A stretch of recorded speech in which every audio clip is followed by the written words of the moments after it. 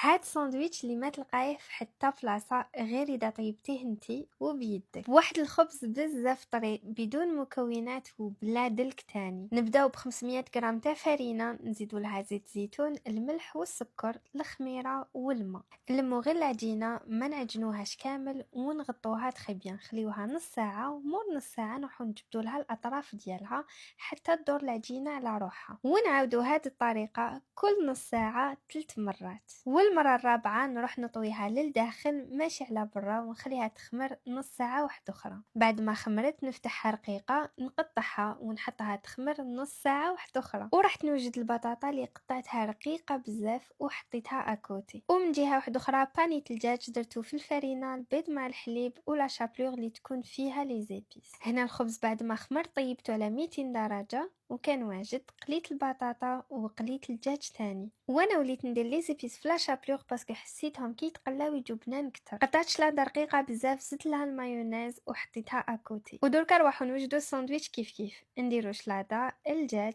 الفرماج من الفوقه والبطاطا رقيقه. وهكذا وجدنا ابن ساندويتش تقدروا تذوقوه. ما تنسيش تخلي لي جيم على هذا الفيديو وبارطاجيها اذا عجباتك.